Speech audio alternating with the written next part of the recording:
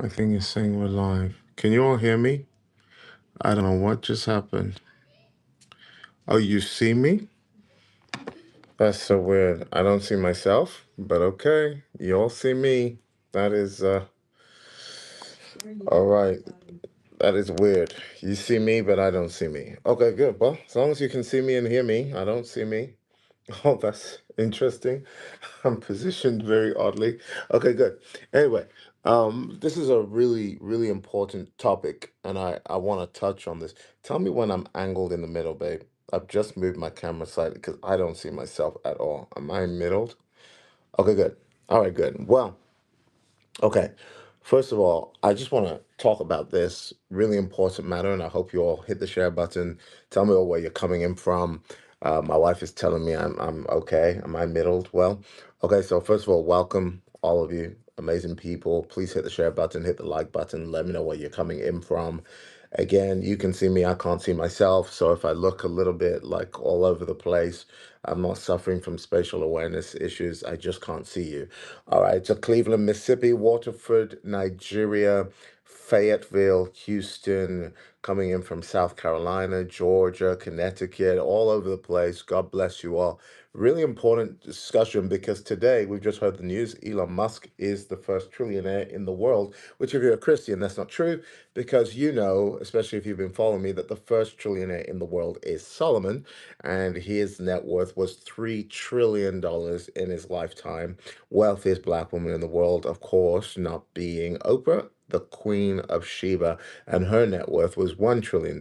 But these people don't read their Bibles, so of course Elon Musk is the on record trillionaire. But the question is he? And when this news came, I was really quite stunned at the level of ignorance that's actually happening in the body of Christ. So I want to educate you. By the end of today, I want to show you. I don't just want to alarm you or startle you. I want to realign you. So first of all, my amazing 400,000 subscribers is correct. My prophetic economist, my sanctified conspiracy theorist, my redeemed analyst, my people who can smell Babylon with or without Wi-Fi. Welcome back. Now, some of you are watching me from your kitchen, from your car. Some may be pretending to work. Some of you are actually at work, maybe.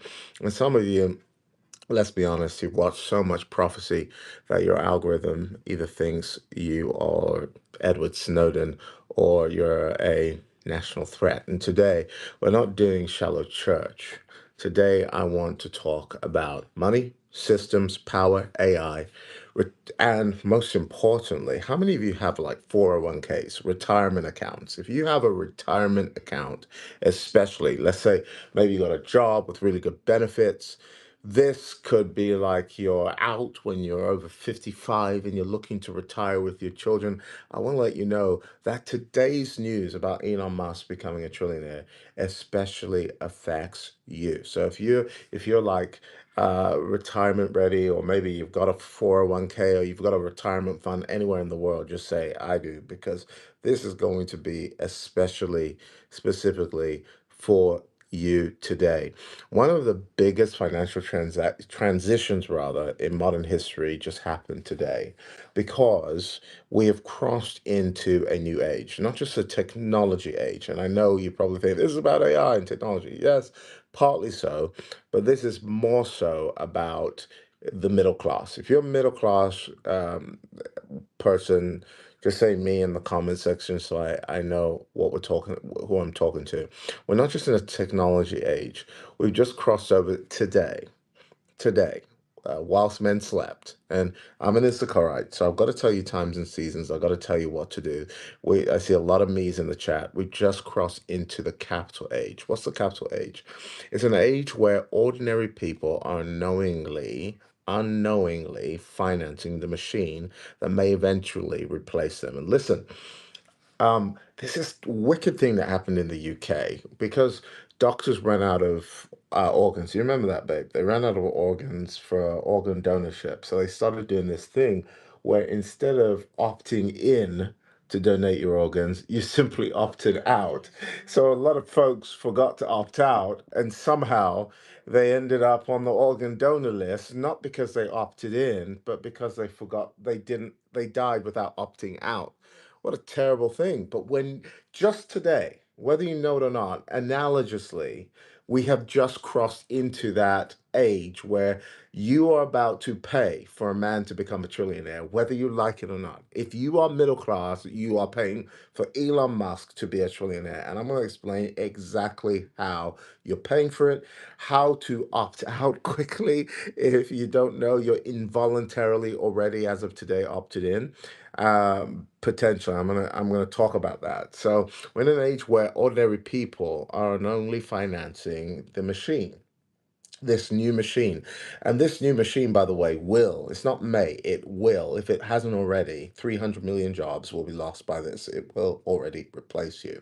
Now, before everybody panics and starts burying gold bars in the backyard next to grandma's prayer cloths, let me say this carefully. I'm not anti technology. I've never been. Those of you who watched my prophecy yesterday will know that. If you haven't watched it, go back and watch it.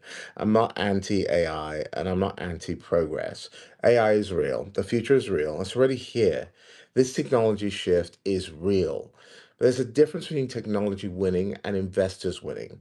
And that distinction is where people either build wealth or become exit liquidity. And my fear is that the middle class, whether you know it or not, you are becoming the cattle class. You are the cows being led for the slaughter right now. If you're listening, just type I'm listening. If you haven't shared yet, just expose yourself and say I haven't yet shared. Hit that share button right now because I believe as much of the middle class need to hear this as possible. And your share shows me that you care. Not only does it show me that you care, it helps me, it encourages me to keep continuing doing proof education. So please, if you want to encourage me to continue doing this and actually not just prophesying to you, but educating you behind the prophetic, then your share shows me that you are interested in this program, and I'll continue to do so. And I won't hammer on share, share, share. Now, let me explain this so simply that even the cousin who still thinks the cloud is actually somewhere in the sky will understand it.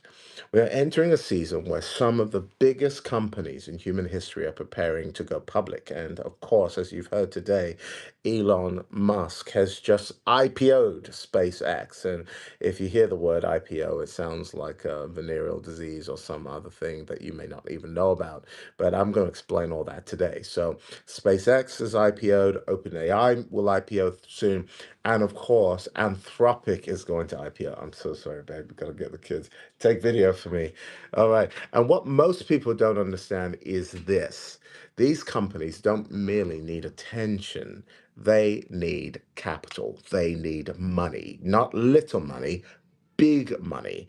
And that money comes in the form of buyers. They don't just need few buyers, they need a lot of buyers. They need trillions of dollars worth of buyers. And there are not enough billionaires on earth to absorb the amount of buyers that they actually need. So the system is being adjusted so the buyer, whether you like it or not, becomes you. Some say, God forbid, in the chat, right? Not directly you, silently you. And literally, this just happened, by the way. So many people don't know about this. How did it happen? It's happening through retirement accounts, through pension funds, through index funds, and of course, those all too important 401ks that our parents scream at us to get. Meaning, while you are eating cereal, believing your retirement account is safe, it may already be preparing to buy the future at the highest prices in history. Now, before I go deeper, let me explain exactly what happened today so you can understand what is an IPO. If you don't know what an IPO is, just say, heard about it, not really sure what it is, or at least I pretend to know what it is by the water cooler at work every morning, right? Let me explain exactly what an IPO is, okay? An IPO simply means initial public offering, okay? So, what is basically happening is when a private company says, ladies and gentlemen, the doors are now open, you may finally buy shares in us. Here's the part nobody tells you. By the time the public is invited into the party, the insiders have already been eating for years. Okay. So just think about like this private company. You started this limited company and you want lots of money to take it to the next level. You can actually IPO your product, which means it floats on the stock exchange and shares get divvied up among lots of people to buy these shares, and these shares become investable money in the company. Okay. So the company may give a lot of the shares away to the public, and you may own $2 worth or $1 worth, and that share, depending on investment income, may go up or down. I hope that makes sense, and I'm going to explain it a little bit deeper for you to get it. But here's the part nobody tells you. By the time the public is invited into the party, okay, insiders, they've already got their piece of the pie. Okay. The founders got in early, the venture capitalists got in early, the private investors got in early, the employees got stock early. Then suddenly the public arrives and says, wow, we finally have access. Oh my goodness, SpaceX can actually be bought on the stock exchange. Wow, this is great. No, beloved. You have access to the price they are ready to sell at. That is called exit liquidity. Now, before this becomes another big word like IPO, let me simplify what exit liquidity means. Okay. So imagine I bought land for $10,000 20 years ago. Now I want to sell it for $10 million. The issue is not whether the land is real. The issue is finding somebody willing to buy it at the final inflated price. Okay. And that's inflated 10,000 to $10 million. I got to find somebody who wants to buy this land that's worth $10,000 at $10 million. I hope you understand what I'm saying so far. That final buyer is called exit liquidity. And this transcript, what I'm trying to explain to you is that the retirement accounts may become the exit liquidity for the AI age. Okay. Your hard worked income, because people know if a house is worth $10,000 and you're going to buy it at $10 million, nobody in their right sanctified mind is going to go, yeah, that sounds like a really good deal. You're going to say, how much did you get it for? 10,000. I'm sell it for 10 million. Why? Well, because I want to, right? So nobody in the right mind is going to buy a property valued at $10,000 for $10 million unless they're forced to. Now, what I'm trying to explain to you today is that your hard-earned income is going to be forced. Your 401k, your retirement fund, your index fund, whether you like it or not, is going to be forced into purchasing that without your permission. Now, I want to talk quickly about NASDAQ, okay? For those of you who understand what NASDAQ is like basically the VIP club for technology companies. Think about Apple, Microsoft, Nvidia, Amazon. These are the heavyweights, right, of the tech world. But here's the key. Most people don't buy these companies individually anymore. They buy index funds. If you bought index funds, just say, I bought it. I got it. If you don't know what NASDAQ is, but you've seen it on like Bloomberg and you're like, oh, NASDAQ has just reached blah, blah, blah. And you're like, what is this? What is NASDAQ? What is it even talking about? Let me explain what NASDAQ is. Think about a big catalog of all the top companies in the world, what we call too big to fail companies. They're massive. They all just get together into this nice big conglomerate, and you decide you are going to buy stock in these companies, indexed companies. Now, why do stockbrokers sell them? Because they're too big to fail. They're companies that we can foresee being around for many years. That means your 401k is likely being invested in there, that your pension is likely being invested there, and retail investors are investing in this safety fund, right? Safety fund. Most people don't buy these companies individually anymore. So they buy what we call index funds. Now, an index fund is basically a basket.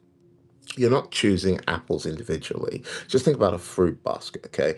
You're buying the entire fruit basket. So if apple is in the basket, you own Apple. If there's bananas in the basket, you own bananas. If there's pears in the you basically own all the groceries.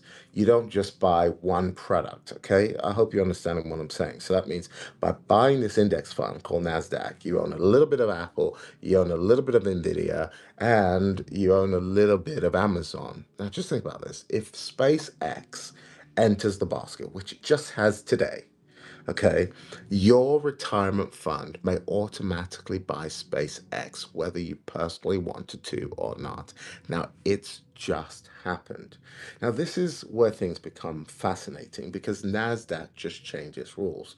Recently, in order to be approved to enter into these too big to fail conglomerates like NASDAQ, a fast entry system allowing massive IPOs to enter has just been introduced. Before, it would take months, sometimes even years, but now giant companies can enter the index after only about 15 trading days instead of waiting much longer. This trend is literally basically saying that we are forcing, if you're awake to it, we're literally forcing you, whether you like it or not, to buy this $10 million property that we bought at $10,000. Right? That sounds boring until you understand the implications, okay? Because if you look closely at the fine print, devil's always in the detail. Issachar people, are you with me? Are you awake? Okay? There are hundreds of billions of dollars sitting in passive investment funds that automatically buy whatever enters that index. So passive investing means the money does not think, it just flows. It obeys like a financial river. The basket changes and the river follows. So imagine somebody changes the route of the river toward a new city. Suddenly, billions of dollars begin flowing there automatically. That's what index inclusion means. Now, I hope you're understanding this so far. Let's talk about float. Float means how many shares are actually available for the public to buy. Now, this is where it gets juicy, okay? I'm going to break down float for you for a second. Imagine a church like mine. Let's say my church had 100 seats, okay? But only five I'm making available to visitors. That's called a float.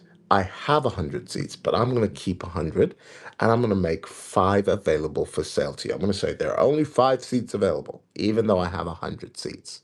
Now, historically, NASDAQ required a minimum public float, but companies like SpaceX, which just IPO'd today, for trillions of dollars, reportedly plan to list with extremely low public floats.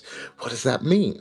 If I say I only have 5 seats left, I can literally sell you those 5 seats at a supremely inflated price, even though I have 100 seats available. I hope you're understanding what I'm saying. Scarcity means the value is being forced up, whether I like it or not. Exactly. Somebody says evil. So is Elon Musk really a trillionaire or is he an evil genius, right? Meaning very few shares are available yet. There's massive demand. And now the rules were literally just adjusted to accommodate this new structure. I'm telling you, the Bible says, whilst men slept, this wicked farmer came and sowed chaff among the wheat. Now, why does this matter? Because if massive retirement funds are forced to buy and only a tiny number of shares or church seats are available, prices will explode upwards. This means that the cost of that seat will be extremely overpriced in comparison to what's available. So, is Elon Musk a trillionaire, or is Elon Musk literally selling you scarce seats, knowing he owns more seats, to drive up deliberately and engineer demand or by limiting supply? This is why some analysts are saying we may be entering one of the largest bubbles in history. Now, hear me clearly. A bubble does not mean something is fake. Okay, the railroad was real. The internet was real. Fiber optics were real. Electricity was real. But something can be technologically revolutionary and financially catastrophic for what we call early investors. That is one of the greatest misunderstandings in the investing game. So people think if the technology changes the world, investors automatically win. And that's not true. The technology can win while investors get destroyed. Think about all of these technologies that are winning today, like World Wide Web. We had the web, the internet bust that happened, and lots of investors lost their money, but the internet still won. That means technology wins whilst investors, or what we call early investors, get destroyed. The railroad changed America forever. But many railroad investors went bankrupt. Fiber optic cables built the internet you're using right now, but many companies that laid the cable collapsed first. Technology won, right? The first wave investors all lost. And this is where the Issachar anointing matters. Where my Issachars at? Where my Issachars at? Listen, if you haven't yet hit the share button and the like button, I've got to pause here to say your share, your like encourages me and it tells me that you like this program and you want us to continue Prophet Education. Remember, I told you it's going to start as an experiment. I'm going to fail upwards. I'm going to try and post every day. I've already failed at that. But if you continue to like these programs and you don't just want to hear me prophesy, you want to hear me educate you as well in the prophetic, because we need wisdom and revelation. Your share does that. Your subscribe does that. So subscribe, share, like, so that I know you want me to continue with these programs. Okay. So again, back to this. This is where Scott comes in. There are what we call first wave investors and second wave investors. The first wave fund the dream. Okay. These are the people that are going to pay for Elon Musk to literally become a trillionaire by contributing to this big AI boom, this tech boom. They're going to literally just see this thing floating and they're going to be like, yay, it's time to buy quickly. Let's just invest in SpaceX, right? Because the news told us to do so. The second wave, buy the infrastructure after the collapse. So the first wave says, this changes everything. The second wave says, yes, and now I'll buy it at 90% discount. The first wave buys emotion. The second wave buys the aftermath. The first wave buys financial hype. The second wave acquires assets, and that's where wealth transfer happens. That's the liquid gold. The railroad companies collapse. Then another generation bought the tracks for pennies and became wealthy.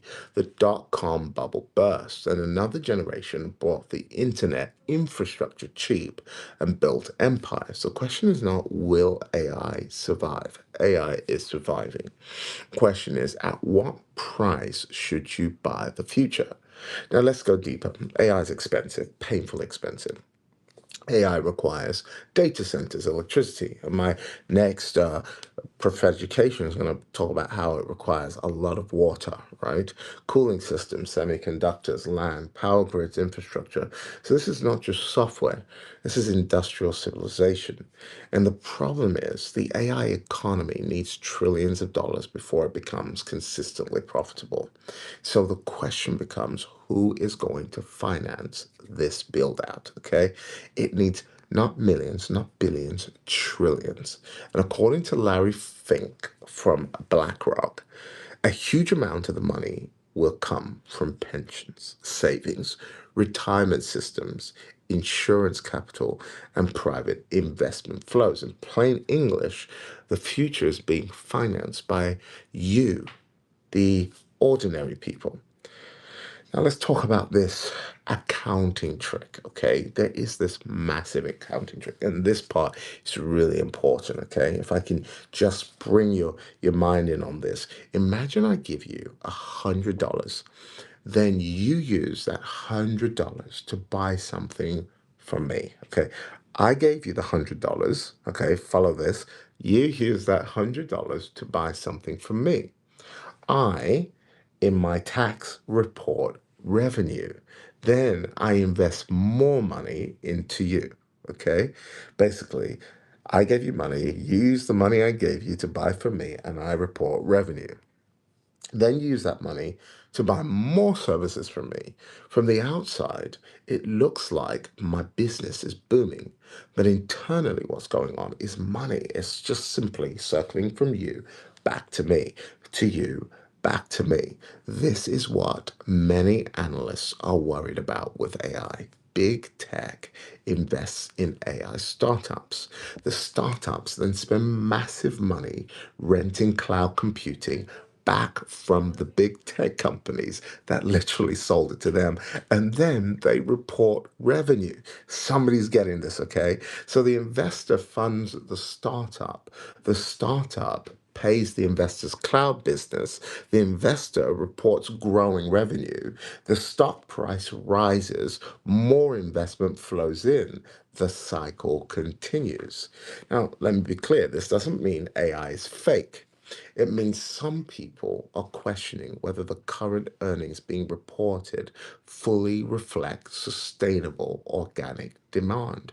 So, what we're seeing right now with the AI tech bubble is people saying, oh, yes, we're actually growing, when really they're not growing. They're just incestuously passing money back and forth around each other and reporting these fake revenue numbers. So by the time the business is evaluated, it's worth trillions of dollars when really it's worth millions of dollars. And of course, a company worth trillions of dollars will make people think, I'm going to invest more. And this distinction matters enormously. Now, let me define something called CAPEX. CAPEX means capital expenditure, okay? Money spent building future capacity. Many of us, if you understand the word capex, just type capex. If you don't understand capex, I'm just going to explain it quickly. Capex means capital expenditure, capex, capital expenditure, okay? Money spent building future capacity. So we bought a church.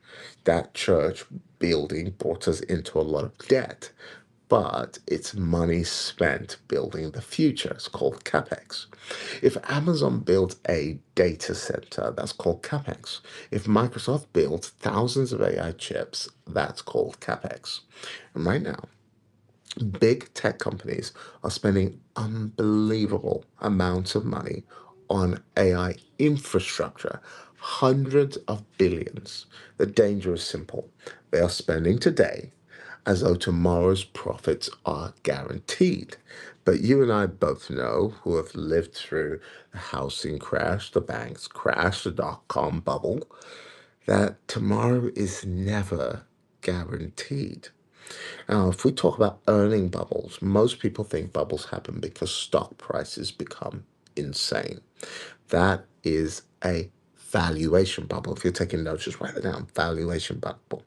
But an earning bubble, which we're talking about, is more dangerous because the company looks healthy, like we just said. It looks like money's passing around. It looks like it's a healthy company. But really, incestuously, these tech companies are just buying and selling to each other and then reporting great profits that they don't actually have. They're simply revenue sharing. The profits look strong. The PE ratios look reasonable. But the earnings themselves are inflated. Temporary enthusiasm, accounting gains, circular spending, artificial demand. It's like a man appearing rich because he leased three luxury, I don't know, Rolls Royces while secretly drowning in debt. From outside, success. From inside, pressure to repay. Now, here is why believers must understand this moment prophetically. Okay, here is. Am I talking too low? I hope somebody said it, I'm talking too low. Well, just listen in. Listen in if I'm talking too loud. I can talk loud. I'm just trying to make sure my baby, who is here in this corner, doesn't wake up. So please forgive me if I'm talking low. Somebody said I'm fine. Somebody said I can hear. Okay, good. My baby's right here. Okay, so please just forgive me if I'm talking too low. Okay. Ooh, Lord, somebody just called me dude. All right, my friend, we're not dudes. We are. I'm just here helping out. Okay. Let's not do the familiarity thing. Okay. All right. Now here is why believers must understand this moment prophetically. The same workers funding this AI boom through retirement systems may eventually force wage pressure from the same automation that they financed. Now, I need you to understand the tension. Workers are financing systems that may reduce the future need for workers. Let me say that again. Workers are financing systems that may reduce the future need for workers. That's the crossing we have entered. If the church doesn't understand economics, we will call every transfer innovation while missing the mechanism underneath it. Let's discuss market concentration. Right now, the market is becoming dependent on fewer and fewer companies, meaning the broader economy appears healthy while increasingly being held up by a tiny handful of giant AI related stocks. It's like building with a beautiful wallpaper, but only three pillars holding the whole thing up. If one pillar cracks, everybody suddenly discovers how fragile the structure actually was. The geopolitical layers there as well, because economics never exist in isolation. Oil matters, shipping routes matter, as we've just discovered with the Strait of Hormuz. War matters, interest rates matters. If energy prices spike, everything becomes more expensive. If oil rises sharply, countries scramble for dollars. When countries scramble for dollars, they sell assets. Bond markets shake, interest rates rise, borrowing becomes more expensive, and suddenly highly leveraged AI spending becomes harder to sustain. This is why timing matters. The insiders may understand the window is narrowing, meaning raise money now, go public now, capture passive flows now before the environment changes. It's just think of it like your those crazy Apple television sets that people were wandering around. I don't know if you remember. What were they called again, babe? Those big headsets that my brother bought. The big Apple, what do you call it? Is the Apple VR headsets, right? Think of it like those big television Apple VR headsets. You remember people were just walking around in the street looking really daft with their Apple VR headset whilst they were Apple Vision Pro. That thing went so bust, but just think all these early investors got in quickly because they were excited by the buzz of the new, right? And this thing will literally come for those who are just excited by the buzz. Oh, Elon's a trillionaire. Let me cash in on his trillions, right? What you believers do. Number one, let's finish here. Don't panic. Panic is not prophecy. Okay? Come on, just say don't panic. Number two, know what you own. Some believers think I'm conservative. I only own index funds. Meanwhile, the index fund is 40 to 50% exposed to mega cap AI and technology concentration right now, as of today. That's not ignorance, that is hidden concentration. And so know what you own, know your assets. And to part of knowing what you own means develop a healthy balance of digital assets. That means non real estate assets like indexes, stocks, funds, treasury, bonds. And develop a hard asset, a house, something you can touch, something that's real, real gold, not just gold floating somewhere against the Japanese yen, but real gold, real silver, something tangible as well. Balance those things out. Okay. Third, diversify intelligently, not emotionally, not fearfully, wisely, right? Uh, Solomon said it like this in Ecclesiastes. He said, "Cast your bread on many waters because you don't know which one is going to return back to you. So don't just put everything in your 401k trust or whatever it is you got.